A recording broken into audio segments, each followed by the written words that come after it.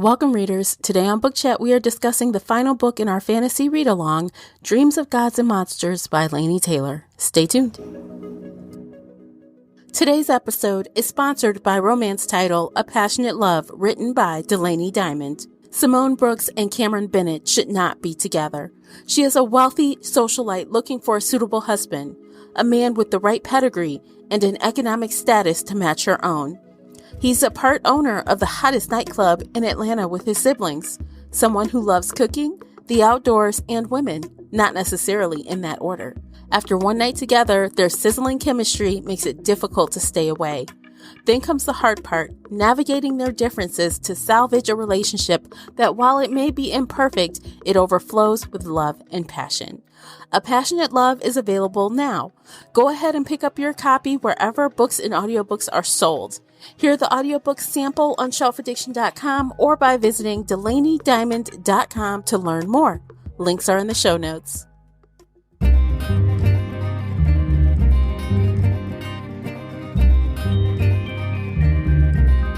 Hey everyone, I'm your host, Tamara Ford, and welcome to Book Chat here on the Shelf Addiction Podcast. Participate in this book discussion by joining the Facebook group Shelf Addiction Official. Talk about the series with us there, as well as other bookish topics. I hope to hear your thoughts on this book discussion. As always, you can find the three of us on Twitter and Instagram. The links for everything are below in the show notes. If you enjoyed today's episode, please support this podcast by sharing it with some book nerd friends or on your favorite social media space. That would really help me out, and I appreciate you for doing so. The uncut video version of this podcast is available now on Patreon. Join us there for exclusive videos, including this podcast after show. We get even more candid with what we have to say. So if you're interested in that at all, you'll need to come on over to Patreon and sign up. Before we get started, I have to issue a spoiler warning. This is a roundtable book discussion, so nothing is off limits. You've been warned. Welcome back to another 3-Book Blogger 1 Series read-along discussion. Today we are talking about the third book in the trilogy, and that book is Dreams of Gods and Monsters by Laini Taylor. Joining me are my 3 Bloggers 1 Series read-along co-hosts, Casey and Nicola. Welcome back, ladies. Hello. Always a pleasure. Always. Before we get going, Casey, please run down the book stats. Okay, Dreams of Gods and Monsters is the third and final book in the series by Laini Taylor. It was published in April 2014 by Little Brown Books for young readers, and it is 613 pages long. The audiobook was narrated by Christine Havam and is 18 hours and 8 minutes long. 18 hours. 18 That's hours. long. That's long. And those 8 minutes, too. Don't forget Right. Those last 8 minutes, man. Nicola, why don't you hit us with the synopsis? All right. 2 worlds threaten to crumble in the face of a common enemy in the epic conclusion to the New York Times bestselling Daughter of Smoke and Bone trilogy, now with a gorgeous new package. What power can bruise the sky? 2 worlds are poised on the brink of a vicious war. By way of a staggering deception, Karoo has taken control of the Chimera's rebellion and is intent on steering its course away from dead-end vengeance. The future rests on her. When the brutal Angel Emperor brings his army to the human world, Karoo and Akiva are finally reunited, not in love, but in tentative alliance against their common enemy. It is a twisted version of their long-ago dream, and they begin to hope that it might forge a way forward for their people, and perhaps for themselves. But with bigger threats on the horizon, are Karoo and Akiva strong enough to stand among the gods and monsters? The New York Times bestselling Daughter of Smoke and Bone trilogy comes to a stunning conclusion as, from the streets of Rome to the caves of the Kirin and beyond, humans, chimera, and seraphim strive, love, and die in an epic theater that transcends good and evil, right and wrong, friend and enemy. All right. Yay! Okay, so if you want to talk with any of us about this book further, you can find us on social media. You know the places. The links are in the show notes. You can also find us in the Facebook group, Shelf Addiction Official. And of course, for you, those of you listening, if you're interested in today's after show, it is available right now on Patreon. So you'll have to scoot on over there and sign up. So let's get this convo going. Okay. 613 pages. Oh, yeah. Yeah. Okay, so before we get into all the juicy details, I do want to give a disclaimer, guys. I'm going to do it. As you know, this is my second time reading this trilogy, and for some reason, this third book was really hard for me. It was very difficult, and that is polar opposite to how I felt the first time around. So you're going to hear some different things coming out of my mouth probably than expected, because if you see my Goodreads rating from before, this won't match that. I am literally in the exact same boat. This is my second read through, and I think the first time I gave it a 5-star, and this time I am not giving it 5 stars, and I'm very sad about that. Yeah. It sucks when something that you love just doesn't really hold up to a second read. That's you know, I'm the one who hasn't read it before. I'm the one who doesn't typically read young adult, and I didn't love the second book, and I didn't love this book, and I'm not having any previous good experiences shattered, so I win. And you are winning, because shattered would be the right word. Shattered is right. Yes. I loved this series the first time I read it. I think I sat down and read all 3 books in a week, or maybe a weekend. I read all of them back to back to back to back, and just all at once. And it was amazing. And I wanted more of this world, and everything was so beautiful and lush and detailed. And this week I was like, I just don't want to read.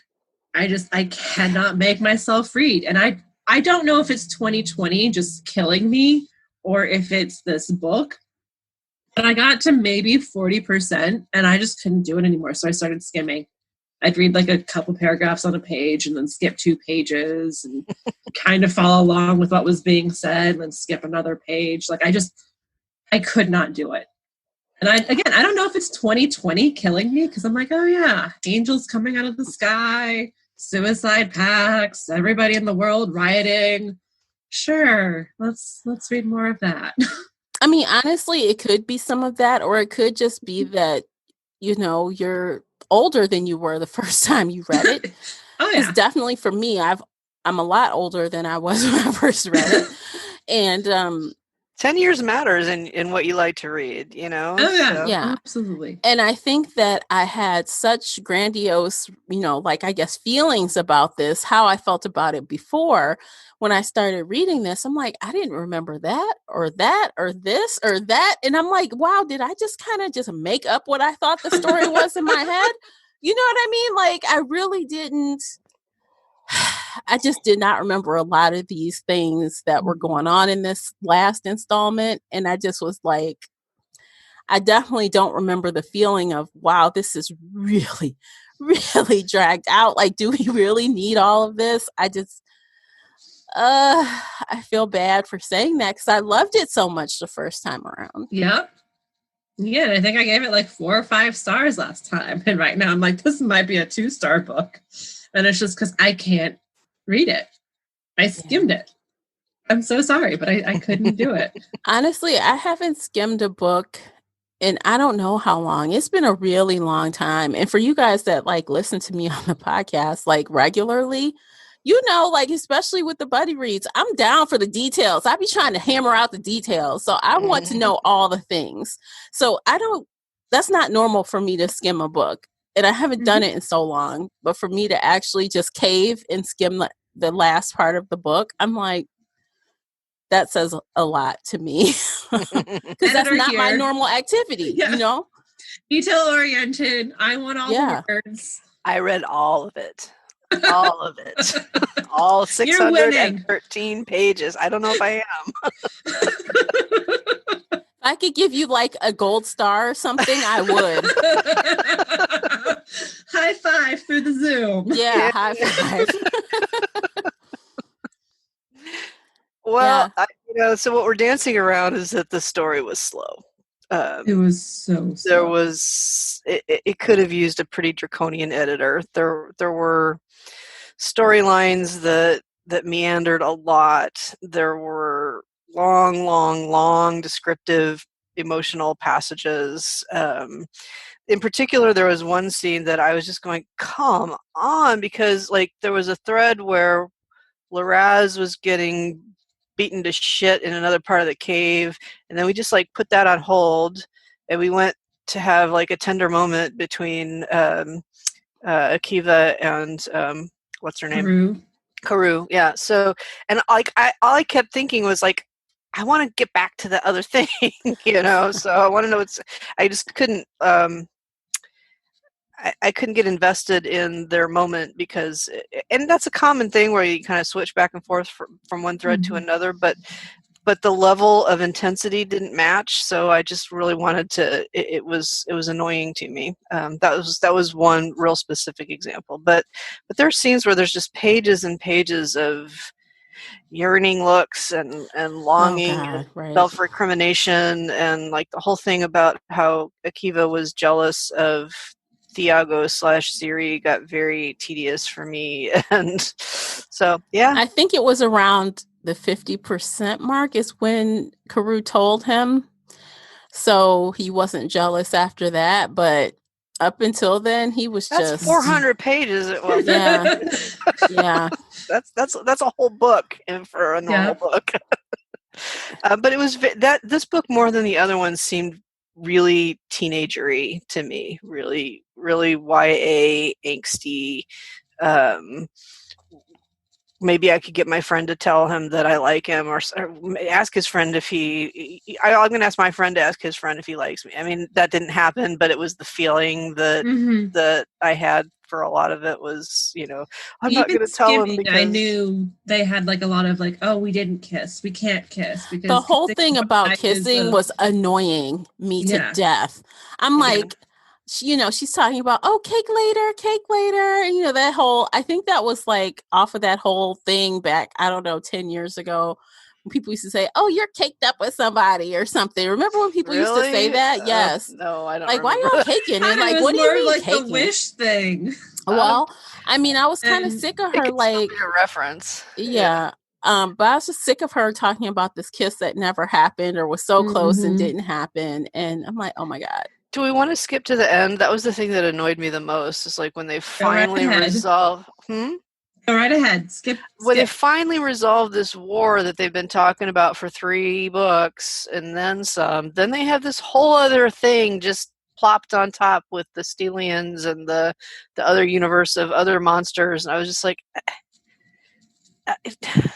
no. The war doesn't end. Yeah, it's just I mean, I get why. I in retrospect, I can see if they hadn't done that, Casey would be screaming about plot holes, because there were like little whispers of it through particularly the last 2 books, but there was so much, and it was just it really felt, and I don't know, I know she's written other books since, but it really felt like a setup for another trilogy. That didn't happen. Definitely. That probably I don't think happened, which is fine, but it was too drawn out, and like I don't think they should have made Akiva go back there. I think they could have left someone with him to tutor him or to keep him restrained or so. I mean, there's quicker ways to create that ending, and it just was so drawn out on top of the rest of the book that was so drawn out. Yeah, and then of course we've got the myths of, and the whole God stars thing, and they're like the prophecy, there's just a lot that that the author didn't need to add. Yes. It was not integrated with the rest of the story, and it was too much. I mean, if it had just been kind of a touch, okay, but it was really heavy and really a lot at the end. That reveal was kind of dumb to me too. So like, Karu shows up where, Akiva is, and the grandmother shares the knowledge with her. And then all of a sudden, oh, he has to come because of this. And then all of a sudden, Liza, or whatever her name is, she's like, oh, but wait. I got this. But wait, yes. This is what I'm supposed to be. And this is how I'm supposed to. I'm like, oh my God. No. I was At really least she had a purpose. yes. Other than being a prophet. Like if she hadn't said that right then at the very end, her whole plot line in the book would have been overkill. So I really disliked most of her entire plot line. I did like seeing her come into her best self. I thought that was a great wish. Mhm. I don't know if you guys skimmed over that part, but I did read that line. There was a point where Susanna and Mick found a stash of wishes, and fake grandma. Yeah, fake grandma, bad grandma is bad. Bad grandma is bad. Nazi grandma is bad. Mm-hmm. And but anyway, they found this big batch of wishes, and at the same time they were trying to take care of Eliza, who was having a psychotic break. I think would probably be the right way to phrase that in Western terms. She was just kind of talking in tongues and babbling and not able to be not at all herself. And so they made a wish for her, and they talked a lot about like fairy tale wishes and how you have to phrase them very carefully. And the wish they made for her was really carefully crafted. And at the end, they said, "We wish for you to be your best self," which I think is a really a wonderful frame. It's something, a good takeaway from the book. But at that point, she was able to synthesize all of these things in her brain that were not meant for human physiology, and she really became the incarnation of her ancestor, Elazael. Yeah, that sounds about right. Something like that. And so she really became the incarnation of her seraphim ancestor, and was able to remember everything and to understand everything, and to, it really is sort of a minor god kind of person. Yeah, which she goes from human to seraphim too. But her whole storyline up to that point, I was very frustrated with. I didn't like it. I didn't see how she fit into anything. Her nemesis back at the office was just flat and boring and just bad for the sake of being bad. Like the villains in this thing are really flat. In the whole book, every villain is just bad because they're bad. They're just bad. There's bad people, bad seraphim, bad chimera. They're just bad, with no dimension to them. So, and Morgan Toth was probably the worst because he had so little else to do other than fuck up her life. He had a very tiny role, and he did it just to be a jerk. And I just I felt like there could have been, I don't know, I just, the whole, up until even once she came into herself, I liked that scene, but even at that point I still didn't really see how she was going to have an important role in the story. So it was kind of like just two separate stories. Although I didn't feel vested in her at all, honestly. Exactly. So well, I can totally see how somebody told the author at the end, like, you have to weave this character in. You can't just dump her in at the very end. So she goes back and she adds this storyline in through the, and it just has no relation to anything else or anybody else in the story. So I didn't like that. I found that was one of the things that made the page count really long and slowed the action down, because we're just sort of mired in her anxiety until things really start happening around 60 or 70% of the book. So. I mean, because, honestly, just kind of how the Stellians kind of just appeared at some point, they could have technically made her just appear already in her, her new form, in her new way, and I'm here to help, I mean, technically she could have just dropped out of the sky and gave us a really quick, oh, this is a prophecy and here I am. I wouldn't have liked that either, but it would have saved some pages. I mean, yeah, like I say, I feel like the whole way the story ended, it's not to say that it was resolved, but the way that we added that other layer of stuff onto it caused a lot.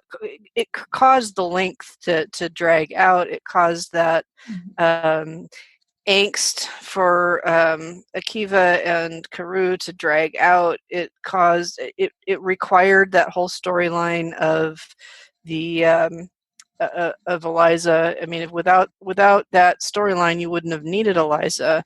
I think there could have been something a little bit less overwrought at the end with the Stelians and say, here, we have this job. You're fucking it up with that thing you're doing. Let us teach you how to do it right. Without it becoming this, holy shit, the whole universe is about to end, and the only thing standing between us is Scarab and Eliza. Like, the fabric of the universe. Yes, of the all. So, yeah. I don't know. Like I say, I think it was a little ambitious to add that. Without that whole extra layer, I think it would have moved faster, and I would have been less like throwing it at the wall when I got to the end. Yeah. I agree with you wholeheartedly. She could have handled that differently, and it would have been better for the story. But that's what we got. Which, alternatively, just to because my editor brain is on, if she had dragged this out to 4 books, done less in book 3, and just had a different book about, the universe falling apart, monsters are about to come through, that would have worked better. So in the war arc here, and then start a cliffhanger. So kind of introduce the bruises in the sky, but don't make it a whole thing. Maybe introduce Eliza, but scale her back and give her more character depth. Introduce it and don't make it this whole big thing, because the other 20% of the ending is everybody just has to be happy, and everybody has to be happy, and everybody has to be happy, and everybody has to be happy, and then oh no, the world is ending again, and everybody has to be happy. Anyway, so if she had cut this into 2 books and done less in Dreams of Gods and Monsters, and then done more about it in book 4, that would have worked perfectly.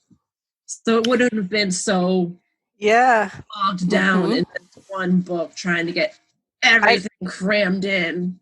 I kind of like that idea. You could do a lot with that. You could see how the new alliance with the Seraphim, and all of the different arms of the Seraphim, and the Chimera and the Stelians could come together. Yeah. And actually that would have been a good ending, because she still could have had Akiva and Karu together, as the stuff is starting to happen, but then we still got the happy ending for everyone. And then she could or could not continue on. You can kind of leave us wondering about, well, what could that be? I don't think I would have been mad about it. No. And I think a lot more authors need to realize that splitting one book into 2 is sometimes better. You don't need to cram everything into one plot line and be like, here's my one book with 5 different plot lines. It's too much.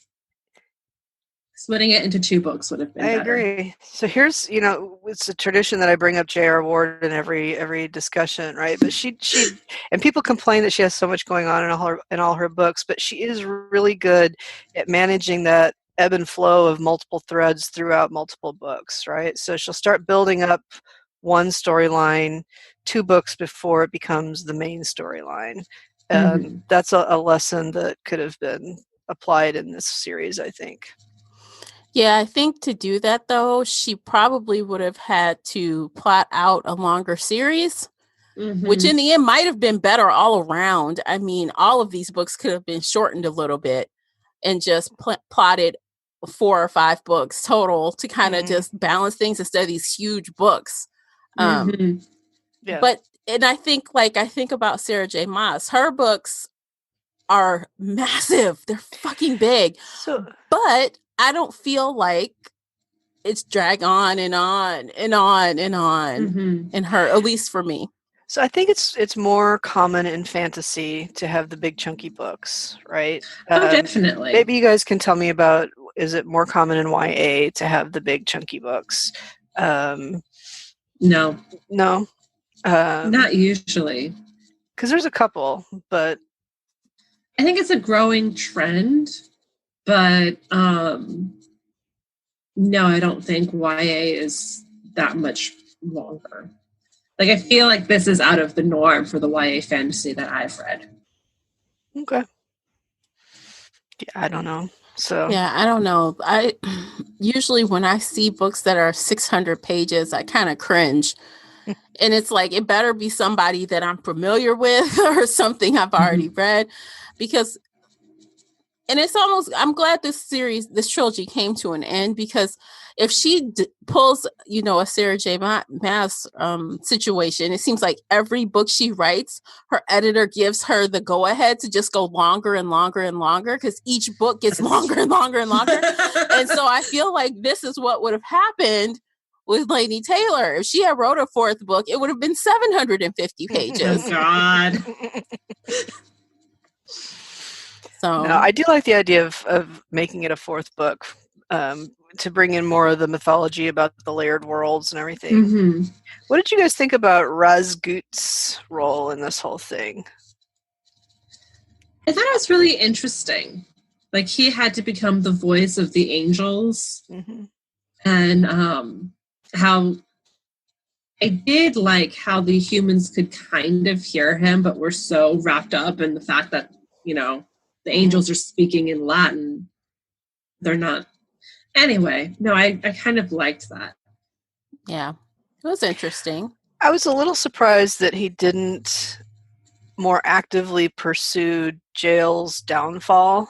Like, he thought about it a lot. There was a couple of scenes where he had this whole fantasy of making him do stupid things and tipping the humans off, and like he mentioned at one point, like he could have broken his neck really easily because he's sort of clinging onto his back, and I just kind of wondered why he didn't, so he must have needed, he was weird being on someone's back anyway, but I don't know.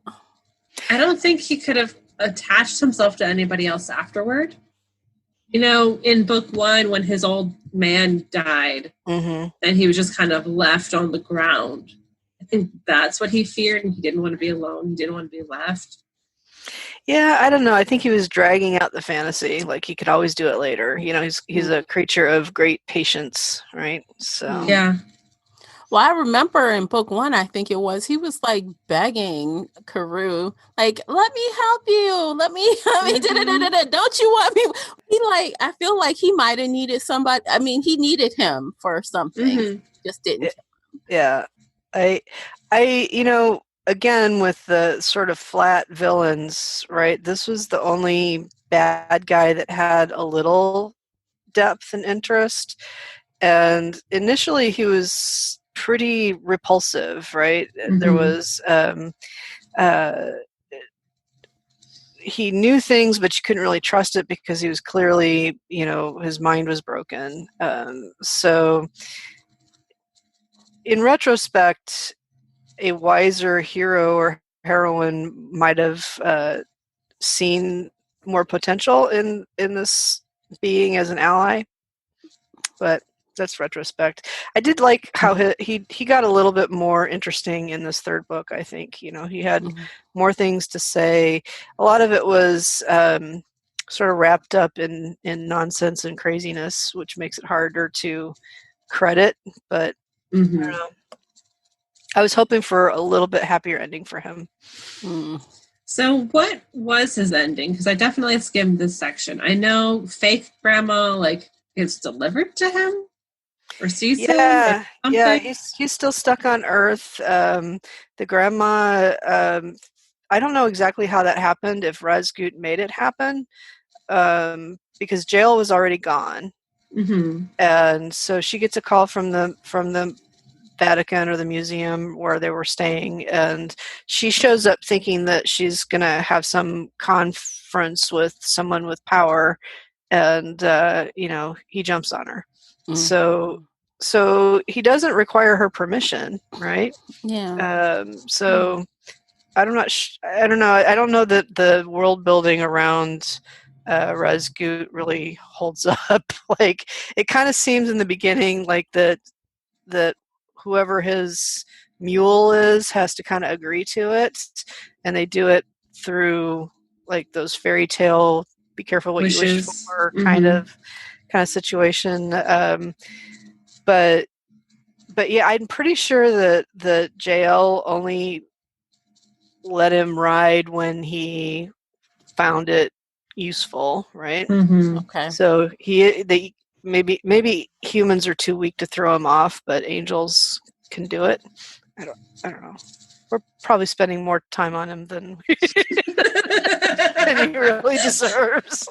Yeah, he doesn't deserve anything, really. No. But, okay, so actually, I think this is a good time to take a quick break for our sponsors. And when we come back, we'll finish up our conversation and we'll give our ratings. Stay with us. Today's episode is sponsored in part by audiobooks.com. Audiobooks.com now has 175,000 titles and 1.2 million podcasts. New customers get 3 free audiobooks comprised of 1 premium credit and 2 VIP titles. Use our promo code SHELFADDICTION, spelled as one word, when you sign up at audiobooks.com. Again, our promo code is SHELFADDICTION. In Jacksonville, you'll get more of what you want out of a Florida vacation and less of what you don't. For less lines and more unwind, come stroll down our 22 miles of white sand beaches. Here, it's less hectic and more eclectic, with our weekly arts markets and vibrant outdoor mural scene. And with fresh local seafood, farm-to-table restaurants, and more than 20 local craft breweries on the Jack's Ale Trail, you'll be saying less meh and more Jacksonville. It's easier here. Como pintor profesional, sabes que tus clientes quieren un acabado mate, pero no quieren pagar el precio de tener que batallar con mugre y marcas. Usa el nuevo Barrel Scuff Defense de The Home Depot para un acabado mate hermoso, más una defensa contra manchas y marcas. Y ese precio, desde solo $29.60 al galón. Y eso es antes del descuento Pro Extra. Una pintura mate que resiste las marcas. Barrel Scuff Defense, solo en The Home Depot. Haces más, logras más. Disponible por internet y en tiendas seleccionadas. Welcome back, guys. Okay, let's finish up this conversation, talk about some highlights that we enjoyed a lot. Actually, I would love to talk about one of my favorite things in this whole entire series, and that was Susanna and Mick. Yes! I really, even through this book, I just really, whenever their scenes were up, I was like really tuned into those. I agree. I love Susanna particularly, and Mick saves the day, really. When you think about it, if he hadn't rescued Eliza, they would have all been screwed in the end. So his cleverness really saved the day. Oh, yeah. I mean, he was clever a couple times over, like when he stole the wishes. That's what I'm talking about, mostly. Yeah. But, you know, his music and the way he kind of brought some of the groups together with his violin, I loved that. Their personalities, I think, just brought the most. They were like, they balanced all the sad stuff, I think. They were humor. They were the humor relief and the human aspect of just like, what the fuck is happening? Because nobody else was human, even though Carew was kind of grew up human, but she had all her other memories. So they're the humans going, what the fuck? The way we all want to go, what the fuck is happening? And I'm really glad for that, because one of the things I'm thinking about, like once the angels came to Earth, you know, we had Eliza's perspective, and we had the people in her office that she was watching the news with.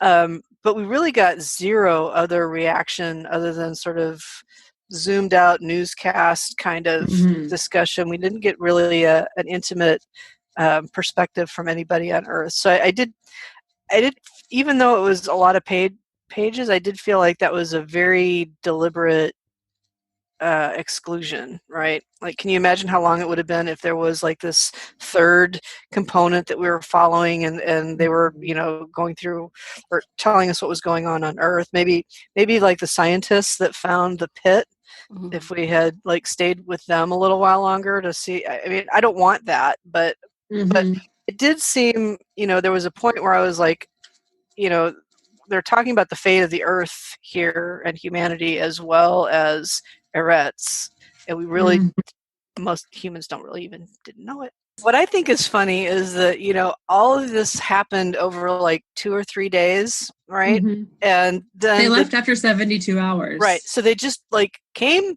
shut up, talked to the Pope for a little while, and then went home. And like all this mass chaos breaks out on Earth. What happens after he goes home?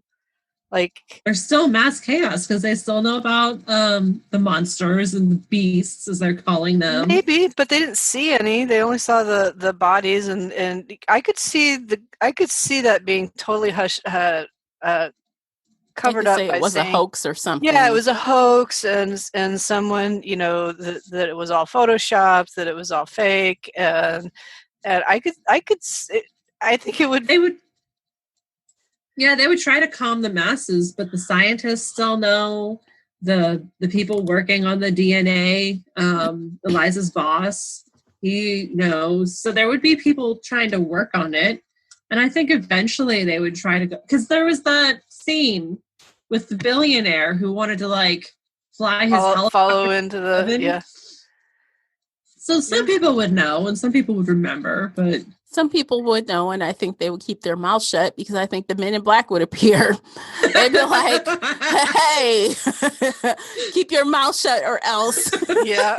It's all over the news that, nope, we're not talking about it. It'd be really interesting to see how long it took the hysteria to die down. And there would be new churches and new cults that would come up and wait for the third coming, of the... Oh my God. It'd be like this thing where they're like, remember that Angel Gate? What was that? Remember that? That was the biggest thing. Where were you when the Angels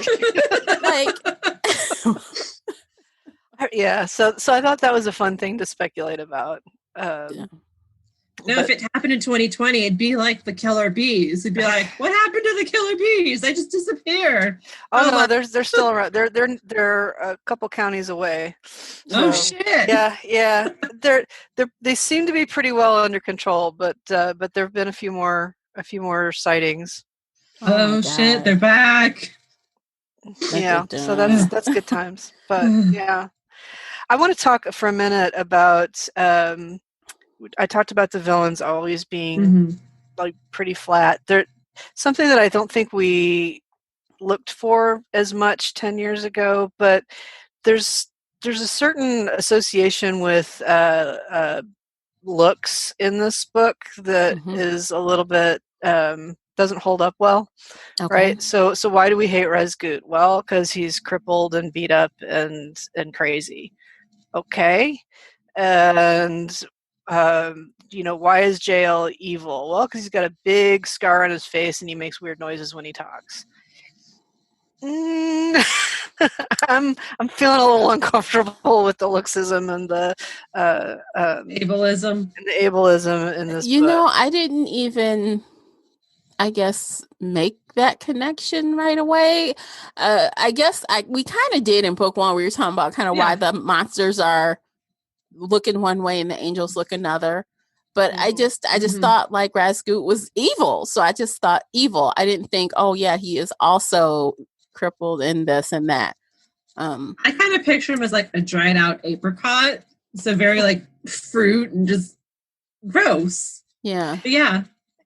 So that was distressing to me a little bit. And then the other thing that I wanted to bring up with you guys, like. Tell me what you thought about the world building, because I feel a particular way, and I want to hear what you guys think. Just as a category of the writing, what do you think about it? The first word that comes to my head is extensive. I want to say ambitious. Oh, that's a good one.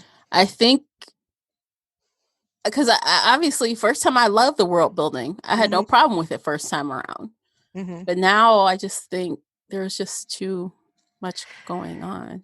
So she has very much us versus them mentality going on, and you know, the good clean white angels who for the most part are very white and clean except for the misbegotten, which are, you know, tattooing black marks all up and down their arms, so they're turning darker and they're shunned by the rest of the angels.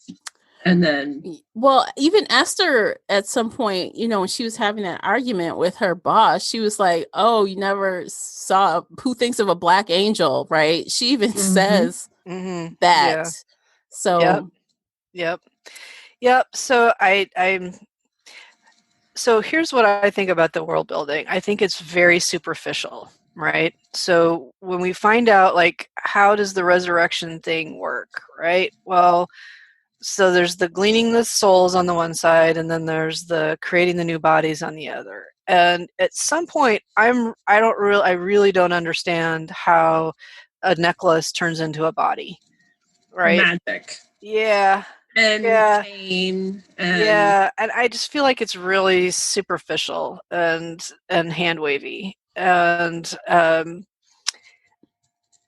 I think that's also a product of it being YA. Like, I feel like if this was adult, we might have got the full on, at least one time, of seeing the start to finish of, how this process works, how the spell works, or whatever. How is the pain, how does the pain work? I think that would have helped it be more believable or whatever, and not so wonky. But I think because of the horror or gore maybe involved in doing something like that, instead of going full on into it because it's YA, she just kind of was like, wave the line, there you go, teeth, bam, there we go. I don't know. Yeah, and here's the other thing is the teeth. Like, she's got thousands and thousands of souls to resurrect. Is she going to steal teeth from Earth to do all that? How is that? So I just, like, were there no teeth in Eretz? I mean, people die, right? Beings die. So it was very, like, beyond the first half of the first book. I really wanted to understand that more. So that was a major story. I mean, that was what Karuk did. That was her thing. But right, and it talked a little bit about how what was her mentor's name? I'm forgetting it right now. Brimstone? Brimstone was the only one that could do it. The only one. And then she came along and she could kind of do a little of it. She had a little bit of a talent for it. But he was like the only one in their whole race that could do it, right? And then towards the end of this third book, Zuzana is like, well, I could do some of it. I can do this part. I'll help. I'll be one too. It's like, well, I don't know. So I was not overly impressed by the world building. I felt like it got its depth or its texture from the books. Got their texture from the emotional side, from the longing and the yearning between angst. There's so much angst between Karu and Akiva and their star-crossed situation. They even brought up Romeo and Juliet in the second book, and it kind of is Romeo and Juliet with a happier ending after the not so happy ending, and after like 5 less happy endings. Oh my god! So speaking of ending, like why did they break the wishbone at the end? Like, why? Because that's their thing. Nostalgia's sake? Yeah, I think it was a callback to the Madrigal and Akiva days in the Grove. That's dumb. I'm sorry. They always snapped wishbones, right? Wasn't that their thing? It was their thing before she died. Before Madrigal was killed, but not like kind of on the page for the rest of the books, because they never really hooked up through the meat of the 3 books till the very. I mean, YA, right? They did in the other body before she was Karu. In the flashback. did, yeah. Although we never see it, we just hear about it. Their month together or whatever. Which is, I think that's why I almost feel like, I hate to say it, but this series, the trilogy, actually could have been better as adult fantasy versus young adult fantasy, because yes, a little sex would have made the yearning. You know what I'm saying? More It would have sex. paid off for a little bit. Okay, and it wouldn't have felt so angsty because there would have been a payoff. Okay, A little bit of cake. Even if it was, not all over the place, but a couple places, far and in between. Okay. We could have gotten a little bit more gory and into it with some of the spells and stuff. Yeah, a lot of the number of near misses got kind of ridiculous at a certain point for me. So He was it invisible or invincible to death? It was definitely skimming. Invisible. I was like, I know there's an I word. Invisible. Yeah. So that was what his mother said, I think, about him. And what about that plot line? Did anybody else have a problem with that? Oh, you mean the fact that we don't actually know why she showed up or how it happened or what? I mean, she just heard the fate of her son and then decided to get caught and raped and have this baby for this. What the fuck? That's all I have to say about that is what the fuck? Yeah. Yeah. Is that a Mary Magdalene thing? I don't know. No. Not exactly, maybe, but that's weird. Yeah. Yeah. I don't. Yeah. Because we through the first 2.5 books, we just assumed that she was like a prisoner of war, right? Mm-hmm. And then we realized, well, these beings don't get taken prisoner unless they want to. Like 2 of them defeated the entire angel army, right? Mm-hmm. And they can turn invisible, right? So yeah. So why do that? Like, why? I mean, other than like, oh, I have to fulfill what I've seen. Well, that's why. So that's why. Yeah. So it's yeah. I don't know. I appreciate this. It's kind of cringy. Yeah. It's kind of cringy. It's kind of cringy. It's kind of cringy.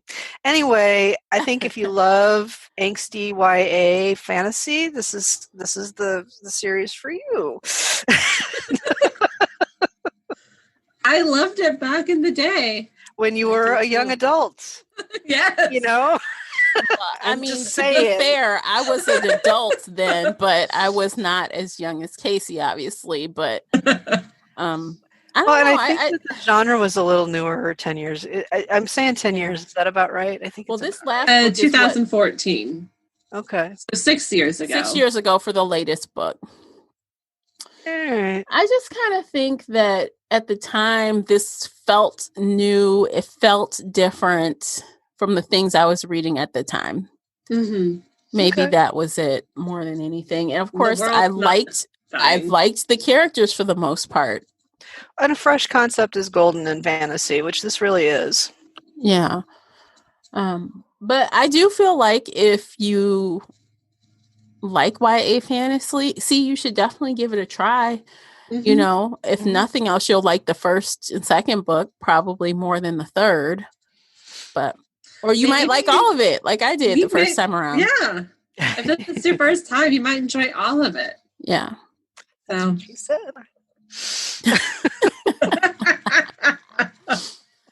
Okay, so should we go ahead and rate Dreams of Gods and Monsters? Yes. Let's rate it. Let's do it. Casey, would you like to start? Of course. Okay. I don't know. I'm torn between 2 and 3 stars, and the 3 stars is purely nostalgia.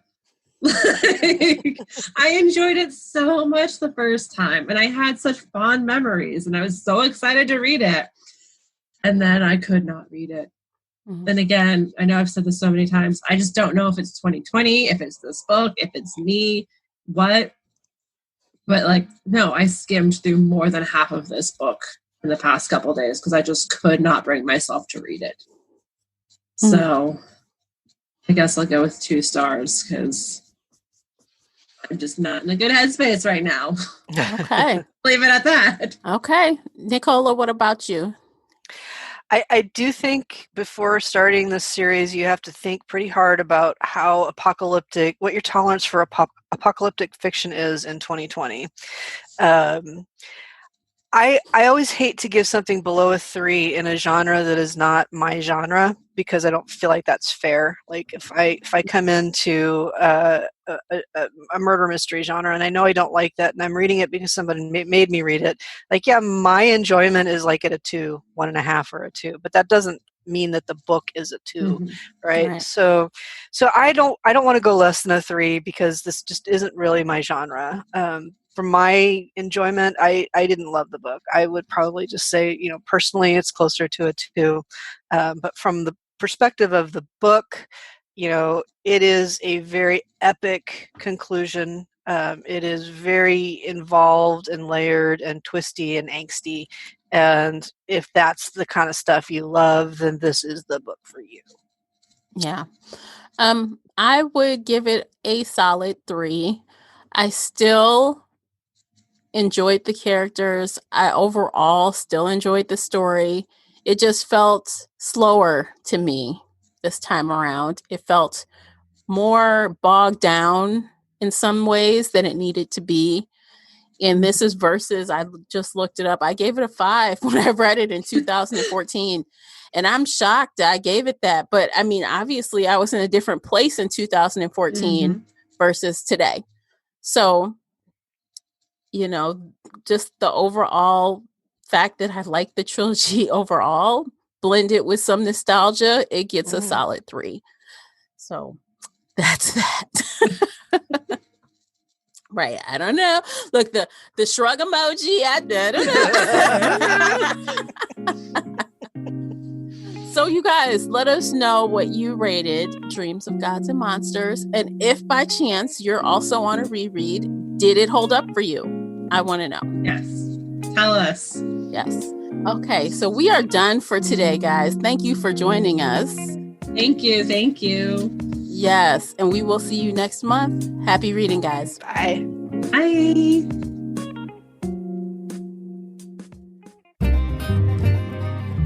If you enjoyed today's episode and would like to show your support, there are a few things you can do. Head on over to Apple Podcasts and leave a positive 5-star review, or like this episode on your favorite podcast player.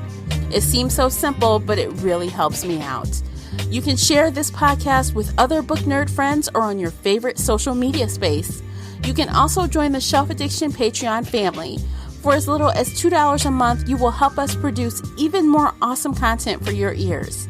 You can also consider joining the Shelf Addiction Official Facebook group, where we talk all things bookish and more in a safe space. The Shelf Addiction Podcast is a part of the Nerdy Maven Network. You can also reach us via email at info@shelfaddiction.com. Thank you for listening.